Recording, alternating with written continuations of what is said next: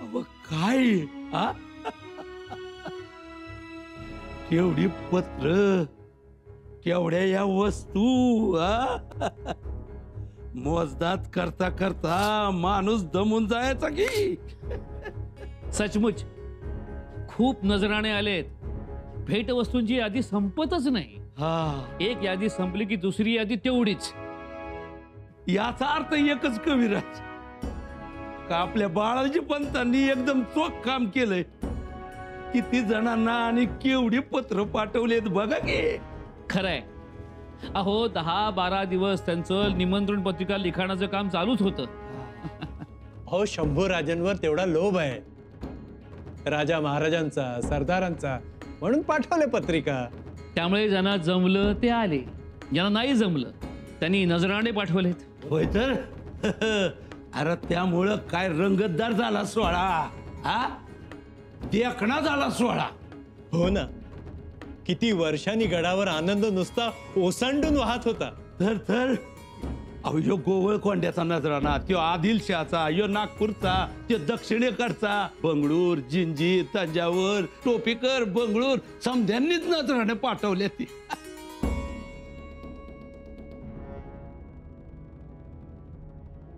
पत्र कुणाचं पत्र? शहजादा अकबराचं पत्र आहे. शहजादा अकबराचं? जी.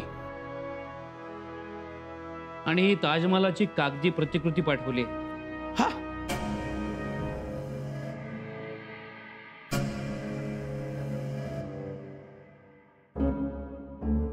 कागदी ताजमहल? काय लिहिलंय पत्रात? शहजादा अकबरने शंभू राजांना राज्याभिषेकाची खूप बधाइयां आणि मुबारकबाद दिली. लिहिले, इस पत्र के साथ हम एक छोटा सा नजराना भेज रहे हैं. नजराना कागजी ताजमहल है. आप हमारे हालात से अच्छी तरह वाकिफगार है, लेकिन आप और हम साथ हो तो हम हिंदुस्तान का नक्शा बदल दे. बिना अल्फाज के पैगाम पढ़ लेने में आप माहिर हो. अगर आपका साथ हो तो आगरा के संगे मरमर का ताजमहल ही नहीं, दिल्ली का लाल किला भी हम आपको नजराने में दे सकते हैं. महाराज संभाजी, दोस्ती का हाथ बढ़ाकर इतिहास को बदलने में हम आपके साथ रहेंगे और आप हमारे साथ. इस एतबार के साथ खुदा हाफिज. हिंदुस्तान का बादशाह अकबर.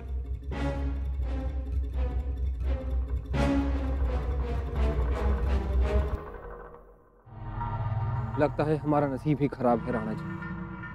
भगवान सब अच्छा ही करे, कुछ अच्छा ही होना है. लेकिन कब और कितने दिन, कितना वक्त बीत चुका है, हम भाग रहे हैं. देखिए ना राणा जी, मुंह तक आया निवाला छिन जाता है. नसीब को मत कोसना. ये नसीब ही है कि आप सुरक्षित हैं. ये भी बड़ी बात है. बादशाह सलामत. लेकिन राणा जी, सब कुछ तय हो चुका था. संभाजी राजे और हम मिलने ही वाले थे. संभाजी राजे रायगढ़ से रुखसत भी हो चुके थे. या खुदा, क्या क्या सोच लिया था हमने. साथ बैठकर खाना खाएंगे, बरसों बाद दो यार मिलने वाले थे.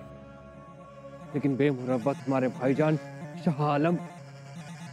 इसे कहते हैं नसीब की बलिहारी. आपकी बात भी सच है. एक बात तो सोचो, शहजादा शाह आलम से बचाया किसने? राजा संभाजी ने. इसका मतलब जानो हो, कुछ ना कुछ अच्छा होना है. संभाजी राजे आपकी दोस्ती चाहते हैं, इसीलिए वो वापस चले गए और आपको सावधान भी कर गए. एक बात तो नक्की है, संभाजी राजे के मन में आपके लिए जगह है. बादशाह सलामत, जी को छोटा ना करें. एकलिंग जी आप सबका भला करेंगे और हमारा भी।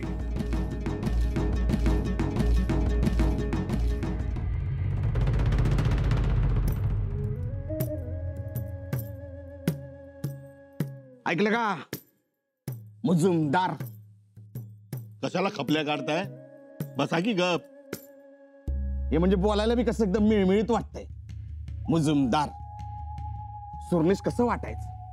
सुरनीस हा आता म्हणजे कशी घरावरची कवलं काढून नेल्यासारखं वाटतंय. मुजुमदार हे दान मनासारखं पडलं ना तर घरावर सोन्याची कौलं घालीन मी. अगोदर प्रसाद घ्या, प्रसाद. ठीक आहे घ्या. अरे वा, गुळ खोबरं कशासाठी? अहो नव्या इमारतीचा पाया दागलाय शंभूराजेंनी. म्हणजे उधळ मारली आणि श्रीफळ वाढवले याचाच प्रसाद आहे हो. लय गर्दी जमली होती. खोबरं गोड आहे म्हणजे गुळाची गरजच नव्हती, एवढं गोड आहे. पण आता इमारत कोणासाठी बांधतात? काय कमी इमारत आहे तो गडावर? अहो इमारत नव वाडा दागलाय चौसोपी. कुणासाठी? कवी कलशासाठी वाडा बांधतायत. काय?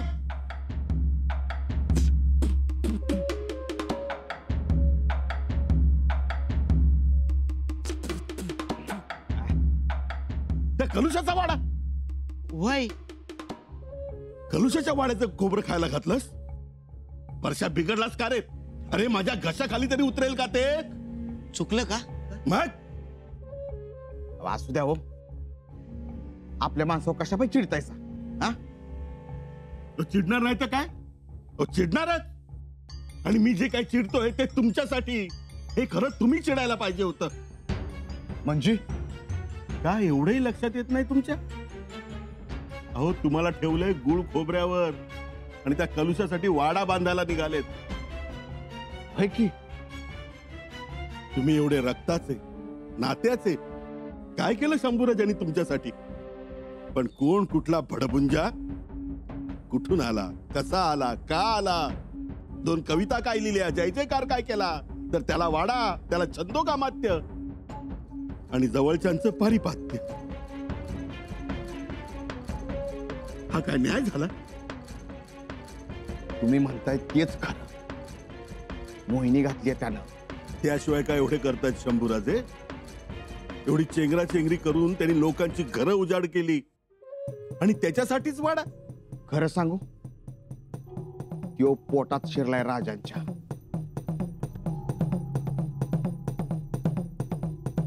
काढू की ओढून बाहेर त्याला? त्याला ढिला सोडायचा नाही. कविराज, जी. मला या पत्राचं नवलच वाटतंय. मतलब यो अकबर स्वतःला बादशाह समजतो. तो जेव्हा बाहेर येतो तेव्हा ललकाऱ्या पुकारल्या जातात. त्याच्या पदरी असलेलं सैनिक त्याला कुर्निसात करतात. तो दरबार भरवतो. खरं आहे सरनौबत. म्हणजे तो हाय बादशाह. हो म्हणजे दुर्गादास राठोड आणि राजपुतांनी समारंभ केल्याचंही कानावर आलं होतं. तेच म्हणतोय मी.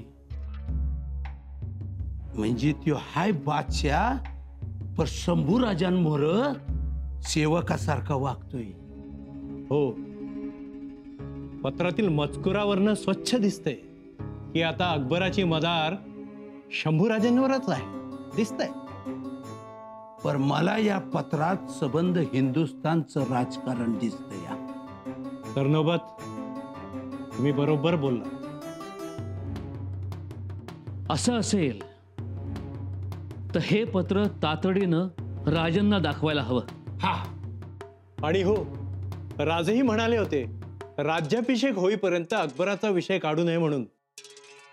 पण आता राज्याभिषेक झालाय. हा, राजमोकळं झाले ती. मग आता हे पत्र त्यांना द्यायला काहीच हरकत नाही. मग आता उशीर करून चालायचं नाही. अकबराबद्दल शंभूराजांच्या मनात काही विचार सुरूच असतील. असत्याल तर अरे म्हणून तर ते गड उतार झाले नव. पण भेट तर झालीच नाही ना.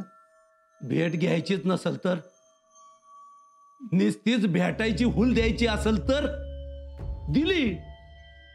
त्या अकबराची दुधाची ताण ताकावर भागवली. जी बिलकुल. परंतु एक, अकबराच्या रूपानं ही आयती संधी चालून आली आहे, इतकं खास. हो, आणि अकबराने कागदी ताजमहल पाठवलाय आणि ताजमहल ही प्रेमाची निशाणी आहे. शिवाय प्रेमच नाही, तो लाल किल्ल्याकडेही बोट दाखवतोय. हे जमावं, पर शेवटी शंभूराचं काय निर्णय घेत्यात त्याच्यावर समधी मदार आहे.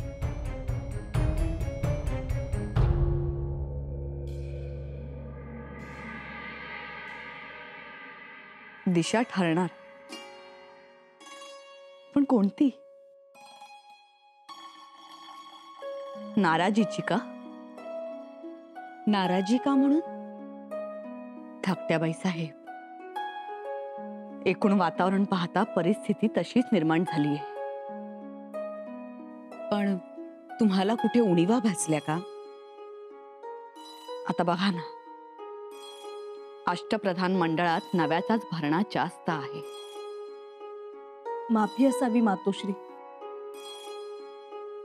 परंतु तुम्ही म्हणताय तसे नवे कोण आहेत? सगळे जुने जाणतेच आहेत. निळोपंत मोरेश्वर पिंगळे,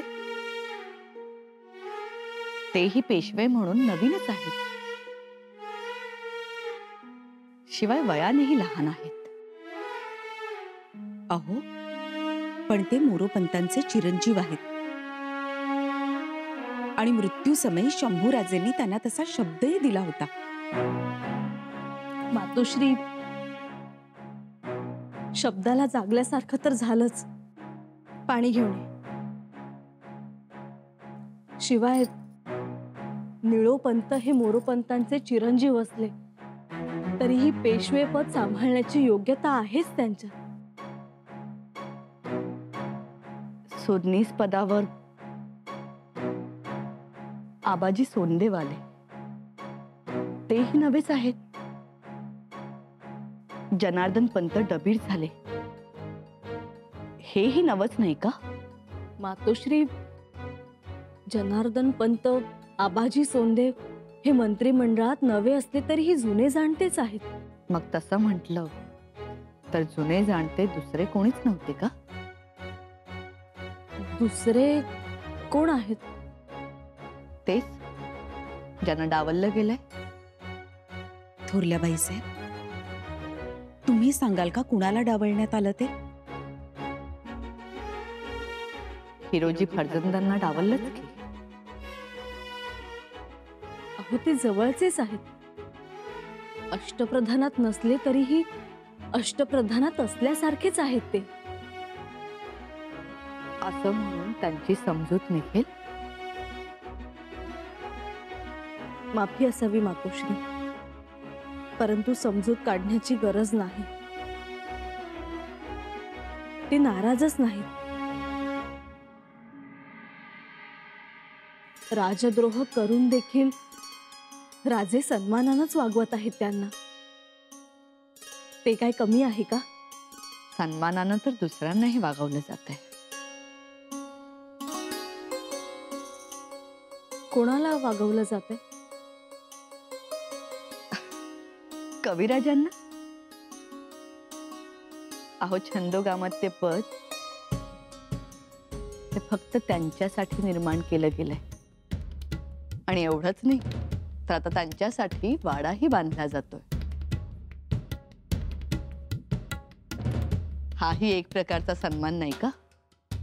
अहो, पण ते शंभूराजेंचे मित्र आहेत आणि मित्रासाठी एवढं केलं तर मित्रासाठी करू देत, करू देत ना. पण जे जीवाला जीव देतात, आपल्यासाठी रक्त सांडतात, त्यांचा विचार नको का करायला? म्हणजे कोणाचा? तू वारा घाल. कोंडाजी फर्जंदांचा.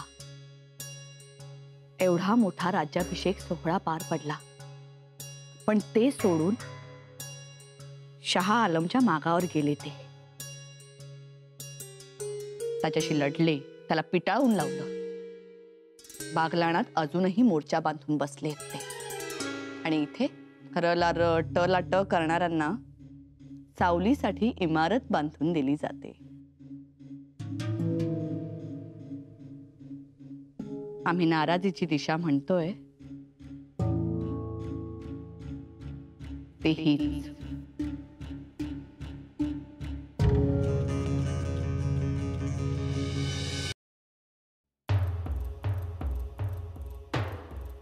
हो हो हो, जरा दमानं लगा मुडा, थांबा. का काय झालं? काय झालं नाही, पण काय होण्याआधी थांबवलंय तुम्हाला. का काय होणार आहे? चला. अहो, पायरी चढण्या अगोदर जरा पायरी ओळखून वागायला शिका. म्हणजे अहो, आपल्या योग्यतेप्रमाणे राहावं. आपली योग्यता आपल्याला कळली आहे ना, मग थांबा. अहो, तुम्ही काय बोलताय? काय बी लक्षात येणं झालं. तुम्हाला ना सगळं स्पष्ट करून सांगायला लागतं. त म्हटलं की ताक समजावं. अहो, आपल्या अगोदर कविराज येणार सदरेवर, मग ते सदरेवर जाऊन स्थानापन्न होणार, मग ते ठरवणार कोणी आत यावं, कोणी वळचडीला थांबावं की कोणी पायरीवर थांबावं. ते कलुषा. हा, कलुषा काल. आज ते स्वराज्याचे छंदोगामात्य आहे.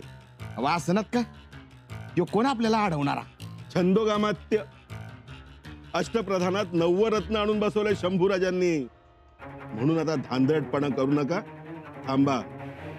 आपली पायरी ओळखून वागायला शिका. अहो, असं कसं? कोण आपल्यासने रोखणार?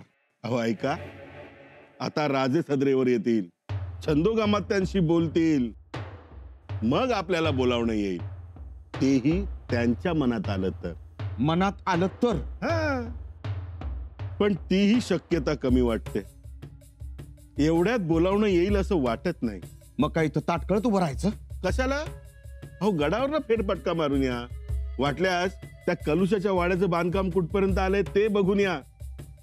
विटा मोजा, घडीव तोडे आलेत का ते बघा. वासे आडे कौल बघा, मोजून या. पंत, अहो, आता आपल्याला हेच काम. जा, नजर टाकून या. जा. हिरोजीराव फर्जंद, महाराजांनी तुम्हाला सदरेवर बोलावलंय.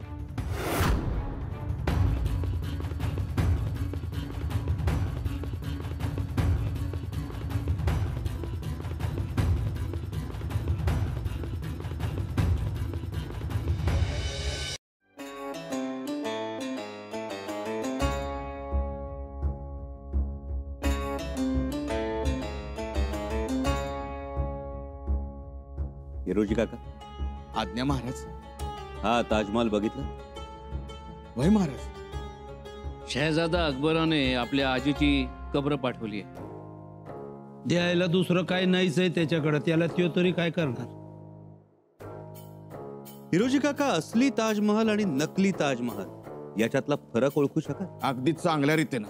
आग्र्यात असताना सारखं जाणं येणे असायचं, त्यामुळं तोंडपाठ झालाय ताजमहाल.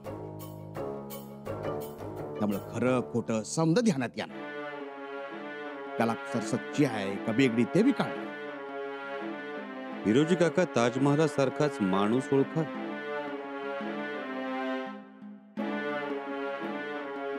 तर शहजादा अकबराला चोखाल? जी महाराज. संगमरवर असली आहे की नकली, त्याचप्रमाणे शहजादा खरा आहे की तोतया ओळखाल? जी. हिरोजी काका, शहजाद्यानं आम्हाला नकली ताजमहाल पाठवला, पण त्याच्या मोबदल्यात मात्र त्याला असली चीज पाहिजे. त्याचा विचार करूच. पण त्यापूर्वी शहजाद्याला जोखण्याच्या पारखण्याच्या कामासाठी आम्ही तुमची निवड करतो आहोत. वय जबाबदारी घ्याल? वय पार पाडाल? वय. हिरोजी काका, शहजाद्याला भेटणारी व्यक्ती ही आमच्या जवळची असायला हवी, घरातली, विश्वासातली हवी. म्हणून तुम्हाला पाठवतो. काका, आमच्या जवळचं माणूस म्हणून चाल. हा होय